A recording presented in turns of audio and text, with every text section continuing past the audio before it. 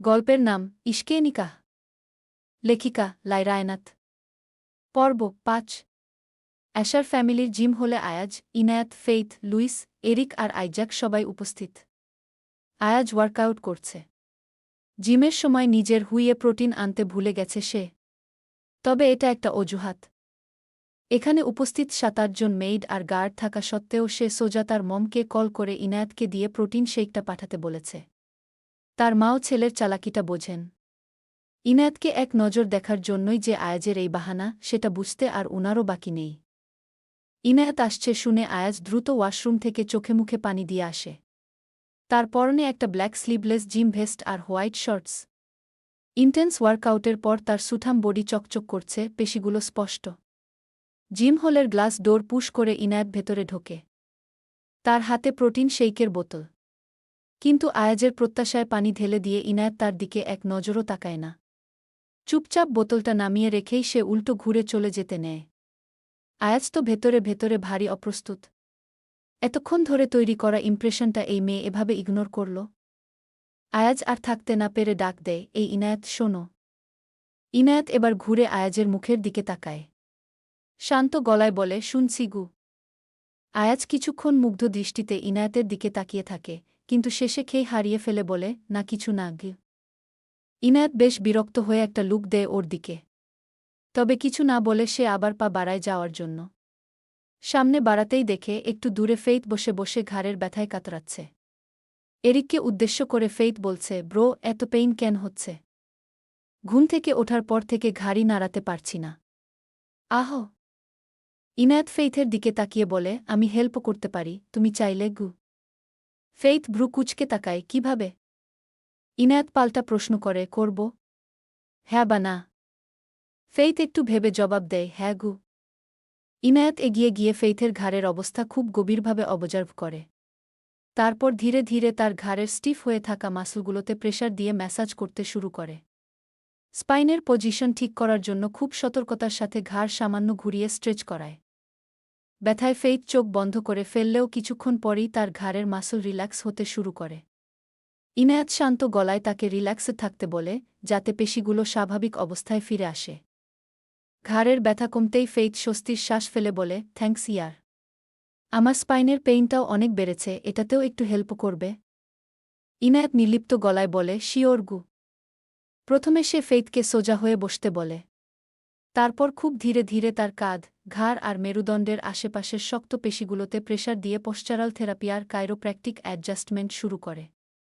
এক হাতে ফেইথের কাঁধ স্থির রেখে অন্য হাতে মেরুদণ্ডের নিচের অংশে হালকা চাপ দিয়ে স্পাইনের অ্যালাইনমেন্ট ঠিক করার চেষ্টা করে সে। মাঝে মাঝে ধীরে ধীরে স্ট্রেচ করায়। জমে থাকা টেনশন রিলিজ হতেই ফেইথ দীর্ঘশ্বাস ছেড়ে বলে, ওয়াও! তুমি তো অনেক ট্যালেন্টেড ইনায়াত। একদম প্রফেশনাল কাইরোপ্র্যাক্টরের মতো কাজ জানো। একটু দূরে দাঁড়িয়ে আয়াজ সব নোটিশ করছে। এসব দেখে এরিকও লাফিয়ে ওঠে, আমার ঘাড়েও পেইন হচ্ছে, আমাকেও একটু হেল্প করবে? ইনায়াত ভেতরে ভেতরে বিরক্ত হলেও মুখে সৌজন্যতা বজায় রেখে বলে, আচ্ছা, আপনি বসুন। এরিক একটা চেয়ার টেনে বসতেই ইনায়াত তার কাঁধে হাত দিতে যায়। কিন্তু তার আগেই আয়াজ এসে ইনায়াতের হাত নিজের শক্ত মুঠোয় বন্দি করে। রাগে তার চোয়াল শক্ত হয়ে আছে। চাপা স্বরে আয়াজ বলে, তোমার ওকে থেরাপি দিতে হবে না। আমি তোমাকে থেরাপি দিচ্ছি, এসো আমার সাথে। অনেক থেরাপির লেনাদেনা বাকি আছে আমাদের। কথাগুলো বলেই ইনায়াতকে টেনে জিম হল থেকে বের করে আনে আয়াজ। সবার সামনে সিন ক্রিয়েট করে লাভ নেই ভেবে ইনায়াতও চুপচাপ বাইরে চলে আসে। জিম থেকে বেরিয়েই ইনায়াত তার স্বাভাবিক, বরফশীতল গলায় আয়াজকে বলে, স্যার, একজন কনকিউবাইনের মেয়ের হাত ধরে আছেন আপনি। আপনার তো ক্লাস নেমে যাবে। ছেড়ে দিন বা ছাড়ুন বললে যে আয়াজ শুনবে না এবং কথা আরও বাড়বে, সেটা ইনায়াত ভালো করেই জানে। তাই সে সরাসরি আয়াজের ইগো বরাবর আঘাত করে। আয়াজের পা থেমে যায়, কিন্তু সে ইনায়াতের হাত ছাড়ে না। এক টানে ওকে নিজের একেবারে সামনে দাঁড় করিয়ে দাঁত চেপে বলে, সো হোয়াট? তুমি যাই হও, আমার কথা স্পষ্ট, তুমি এরিকের আশেপাশেও যাবে না গি। ইনায়াতের ধরালো গলায় বলে, আমি কার পাশে যাব আর কার পাশে যাব না, সেই ডিসিশন আমার। আপনি ঠিক করে দেওয়ার কেউ নন। আর আমার হাতটা ছাড়ুন, আপনার ছোঁয়া আমার একদম ভালো লাগে না গি। বাক্যটা কোনো বিষাক্ত তীরের মতো সরাসরি আয়াজের পুরুষের কেন্দ্রবিন্দুতে গিয়ে বিঁধে যায়। এই প্রত্যাখ্যান এবং অবহেলা সহ্য করতে না পেরে আয়াজ হিতাহিত জ্ঞান হারিয়ে ফেলে। ঠিক এই ওপেন গার্ডেনে, যেখানে চারপাশের সিকিউরিটি গার্ডরা দাঁড়িয়ে আছে, যেখানে যেকোনো মুহূর্তে যেকোনো কেউ এসে পড়তে পারে, সে ইনায়াতের কোমর জড়িয়ে ধরে নিজের আরও কাছে টানতে চায়। কিন্তু ইনায়াত যে শুধু রূপের অধিকারী নয়, সে যে শুধু মেধার অধিকারী নয়, সে যে একজন প্রশিক্ষিত যোদ্ধা সেটা সে এক মুহূর্তে প্রমাণ করে দেয়। চতুরতা ও ডিফেন্সিভ কৌশলে নিজেকে এক ঝটকায় সরিয়ে নেয় সে আয়াজের কাছ থেকে। দাঁতে দাঁত চেপে সে ফিসফিস করে বলে, নির্লজ্জের মতো আচরণ করবেন না। এটা আপনার বেডরুম নয়। এখানে যদি আমার হাতের মার খান না, তবে সেই অপমানের দাগ আজীবন মুখে লেগে থাকবে গু। প্রতিটা শব্দ চাবুকের মতো আয়াজের গালে এসে পড়ে। আর একটা মুহূর্ত নষ্ট না করে ইনায়াত দ্রুত পায়ে মেইন বাড়ির দিকে চলে যায়। আর আয়াজ তপ্ত দুপুরে, গার্ডেনের ঠিক মাঝখানে, একাকী, পাথরের মূর্তির মতো স্তব্ধ হয়ে দাঁড়িয়ে থাকে রাগ আর ক্ষোভ নিয়ে। ডিমলাইট আর আর্দ্রতায় ঘেরা একটা পরিত্যক্ত কোল্ড স্টোরেজ। বাতাসে কাঁচা রক্তের গন্ধ আর ফ্রেয়ার ঝলসানো মরদেহের পোড়া চামড়ার তীব্র ঝাঝালো গন্ধটা মিলেমিশে একাকার হয়ে আছে। সেই বিভৎস অবয়বটার ঠিক সামনে দাঁড়িয়ে আছে আয়াজ। তার পরনে একটা ব্ল্যাক ওভারকোট, তার চোখে কোনো অনুশোচনা ভয়ের লেশমাত্র নেই। দীর্ঘ তীব্র যন্ত্রণার ছটফটানি শেষে অবশেষে ফ্রেয়া মারা গেছে। তার পুড়ে যাওয়া অঙ্গার হয়ে যাওয়া শরীরটার দিকে তাকিয়ে আয়াজের ঠোঁটের কোণে ফুটে ওঠে এক টুকরো নিখাদ ও তৃপ্তির হাসি। কোনো মাস্টারপিস আর্ট কমপ্লিট করার পর একজন আর্টিস্টের মুখে যে ডিভাইন স্যাটিসফ্যাকশন দেখা যায়, ঠিক তেমন। ঠিক তখনই পাশে দাঁড়িয়ে থাকা তার বিশ্বস্ত অ্যাসিস্ট্যান্ট কাইক পকেট থেকে ফোনটা বের করে স্ক্রিনে চোখ বুলায়। তার গলায় স্পষ্ট উত্তেজনার ছাপ, কিছুটা নার্ভাসনেসও। সে বেশ কিছুটা গলা উঁচিয়ে বলে ওঠে, বস, মিছয় এবার বেশ ভালোমতোই সবার পেছনে লেগেছে। কেয়াস টাইরন্টকে খুঁজে বের করতে ওরা পুরো মরিয়া হয়ে উঠেছে, একেবারে কুত্তা পাগল অবস্থা। আয়াজ আলতো করে একটা দীর্ঘশ্বাস ফেলে। পকেট থেকে একটা মেটালিক লাইটার বের করে ফ্লিপ করে, তারপর আবার বন্ধ করে দেয়। ঠোঁটের কোণে চেনা বাঁকা হাসিটা ফুটিয়ে সে খুব ক্যাজুয়াল টোনে বলে, মিছয় এর ফিমেল অফিসারগুলো কিন্তু বেশ বিউটিফুল হয়, তাই না কাইক? আয়াজের এমন আকস্মিক আর অপ্রাসঙ্গিক মন্তব্যে কাইক পুরো থতমত খেয়ে যায়। চারদিকে ডেড বডি আর ক্রাইম সিনের এই ক্রুশিয়াল মোমেন্টে দাঁড়িয়ে বস এই কি বল আর কি জিজ্ঞেস করছে। সে নিজের চোখ আর কানকে বিশ্বাস করতে পারছে না। কিছুটা দ্বিধা আর ভরকে যাওয়া গলায় সে জবাব দেয়, হয়তো। আমি ঠিক খেয়াল করিনি, বসগ। আয়াজ কাইকের দিকে সোজা তাকায় সে আবার সেই চেনা সাইকোটিক বাঁকা হেসে বলে, তুমি খেয়াল করনি, কিন্তু আমার নজর এড়ায়নি একজন। She is extremely hot. কাইক এবার রীতিমতো আমতা করতে শুরু করে। তার বসের এই রূপ তার কাছে সম্পূর্ণ নতুন। সে সাহস সঞ্চয় করে বলেই ফেলে, স্যার, আপনি কিন্তু ম্যারেড। আর তাছাড়া মেয়েদের ব্যাপারে তো আপনাকে কখনো এভাবে কথা বলতে শুনিনি। আজ হঠাৎ এসব বলছেন যে? আয়াজ কাইকের দিকে এগিয়ে আসে, সে কাইকের কাঁধে একটা হাত রেখে আইসকোল্ড গলায় বলে, সময় আসুক, সব বুঝতে পারবে। যাই হোক, আপাতত এই ডেড বডি স্ট্রং কেমিক্যালে গলিয়ে পুরো ভ্যানিশ করে দাও। এভিডেন্স বলতে যাতে কিচ্ছু না থাকে। আর ওদের কেসের পেছনেই মিছেমিছি ছুটতে দাও। শ্যাডো চেস করতে ওদের বেশ ভালোই লাগে গু। কাইক মাথা নেড়েশায় জানায়, okay boss. I will handle it. বাড়ি ফিরার পর আয়াজ বাড়ি ফিরেছে। বেডরুমে মিনিমালিস্টিক ফার্নিচারের উপর চাঁদের আলো এসে পড়েছে। আয়াজ বেডের ব্যাকরেস্টে হেলান দিয়ে বসে আছে। তার কোলে একটা স্লিভ ল্যাপটপ। ডার্ক ওয়েবের এনক্রিপ্টেড কোডিং আর কিছু জরুরি ইল্লিগাল ট্রানজ্যাকশনের কাজ সারছে সে খুব নিখুঁতভাবে। ঠিক তখনই ঘরের দরজার লক খোলার মৃদু আওয়াজ হয়। ইনায়াত রুমে প্রবেশ করে। ওর চোখে মুখে এক ধরনের চাপা উত্তেজনা আর ক্লান্তি ভর করেছে। কোনো রকম দ্বিধা, জড়তা বা ভনিতা ছাড়াই সে সরাসরি আয়াজের সামনে গিয়ে দাঁড়ায়। আয়াজের আই কন্ট্যাক্ট লক হতেই সে হুট করেই বলে ওঠে, আপনি কি আমাকে একটা হেল্প করতে পারবেন? আয়াজ টাইপ করা থামিয়ে দেয়। তার ডান ভ্রুটা কিছুটা কুঁচকে যায়। তবে মনের ভেতরে তার একটা অন্যরকম খেলা শুরু হয়ে গেছে। সে মনে মনে ভাবে, এ তো মেঘ না চাইতেই জল। লেডি লাক দেখছি আজ আমার দিকেই হাসছে।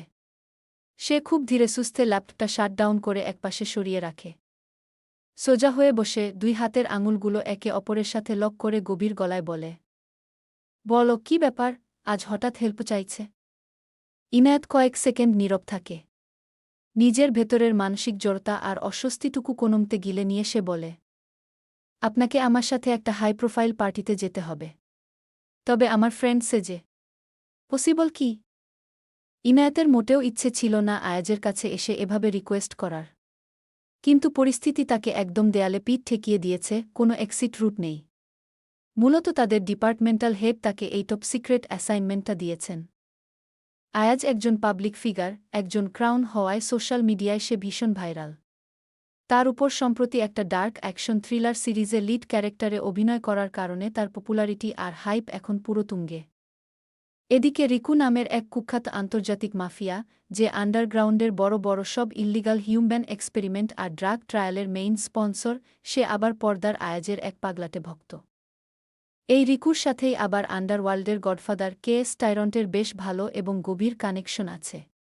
মিছয় চাইছে রিকুকে একটা পারফেক্ট ফাঁদে ফেলে জালে জড়াতে, যাতে তার মাধ্যমে কেএসের কলার ধরা যায়। আর সেই মাস্টার প্ল্যানের চাবিকাঠি হল আয়াজ। আয়াজকে কনভিন্স করে রিকুর সেই এক্সক্লুসিভ হাই প্রোফাইল পার্টিতে নিয়ে যেতে হবে।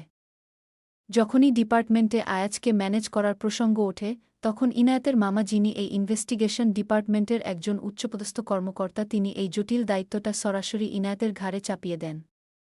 কারণ ডিপার্টমেন্টের সবাই শুধু এটাই জানে যে আয়াজ ইনায়েতের টিচার, তাই তাদের মধ্যে একটা ভালো বন্ডিং আছে। তবে তাদের যে বিয়ে হয়েছে, এই ডার্ক রিয়েলিটিটা এখনও সবার সম্পূর্ণ অজ্ঞাত। কোনো উপায় না পেয়ে এই প্রফেশনাল ও পার্সোনাল বিপদে পড়ে শেষমেশ বাধ্য হয়েই আয়াজের কাছে এসেছে ইনায়েত। আয়াজ ইনায়েতের মুখের প্রতিটি অভিব্যক্তি খুব সূক্ষ্মভাবে পর্যবেক্ষণ করে। সে কিছুটা গম্ভীর ভাব নিয়ে কিছুক্ষণ চুপ থাকে, তারপর সে বেড থেকে খুব ধীর গতিতে উঠে দাঁড়ায়। ইনায়েতের একদম গা ঘেঁষে এসে দাঁড়ায় সে। ইনায়েতের দিকে হালকা ঝুঁকে নিজের ঠোঁটের কোণে এক চতুর, ধারালো আর রহস্যময় হাসি ফুটিয়ে ফিসফিসিয়ে বলে, একজন ক্রাউন ফ্রেন্ড সে যে কোনো পার্টি অ্যাটেন্ড করবে, এটা ঠিক মানায় না। প্রোফাইলটাই নষ্ট হয়ে যায়। তবে বয়ফ্রেন্ড হলে অবশ্য অন্য কথা। কি বলো? কাজের স্বার্থে ইনায়েতকে নিজের ইগো কিছুটা সরিয়ে রাখতেই হয়। একটা শীতল শ্বাস টেনে কোনো রকম ভনিতা ছাড়াই সরাসরি বলে দেয়, ওকে, আপনাকে জাস্ট আমার বয়ফ্রেন্ড হিসেবে অ্যাক্ট করতে হবে। আসলে আমার এক ফ্রেন্ডের আঙ্কেল আপনার অনেক বড় ফ্যান। আমার ফ্রেন্ড আপনাকে তার দেওয়া স্পেশাল পার্টিতে নিয়ে যাওয়ার জন্য অনেক রিকোয়েস্ট করেছে। আর আমার সেই ফ্রেন্ড শুধু আমাদের এই সোকল্ড ম্যারেজ সম্পর্কেই জানে কি। সিনিয়রদের করা নির্দেশ ছিল মিশন সাকসেসফুল করতে হলে ইনায়েতকে এইটুকু কম্প্রোমাইজ তো করতেই হয়। তার কথা শুনে আয়াজ ঠোঁটের কোণে এক চিলতে অ্যারোগেন্ট, বাঁকা হাসি ফুটিয়ে বলে, আমি যাব। তবে আমার একটা শর্ত আছে কি। ইনায়েতের কপালের ভাঁজ গভীর হয়ে পড়ে, কণ্ঠস্বর যথাসম্ভব শান্ত রেখে সে জিজ্ঞেস করে, কি শর্ত? আয়াজের সেই বাঁকা হাসিটা আরেকটু চওড়া করে গলার স্বর কিছুটা নামিয়ে এক ধরনের ডেঞ্জারাস ভাইব নিয়ে উচ্চারণ করে, আমার সাথে টানা 7 দিন ডেটে যেতে হবে, প্লাস 7টে কিস কি। শর্তটা শোনা মাত্রই ইনায়েতের শরীরের রক্ত মাথায় চড়ে যায়। একজন স্পাই হিসেবে তার ট্রেনিং তাকে শান্ত থাকতে শেখালেও এই মুহূর্তে তার সেলফ রেসপেক্টে আঘাত লাগে। রাগে দাঁতে দাঁত চেপে সে বলে, আপনার কোথাও যেতে হবে না, থ্যাঙ্কস বাট নো থ্যাঙ্কস। আয়াজ এবার শব্দ করে হেসে ওঠে। হাসির শব্দে তাচ্ছিল্য স্পষ্ট। তোমার কোনো আইডিয়া আছে ক্রাউন প্রিন্স আয়াজকে কোনো পার্টিতে অ্যাটেন্ড করানোর জন্য মানুষকে কত মাস আগে থেকে অ্যাপয়েন্টমেন্ট নিয়ে ওয়েট করতে হয়? এত সস্তায় আমাকে পেয়ে যাচ্ছ, তারপরও এই আননেসেসারি অ্যাটিটিউড দেখাচ্ছ। আমি বলেছি আপনার যেতে হবে না।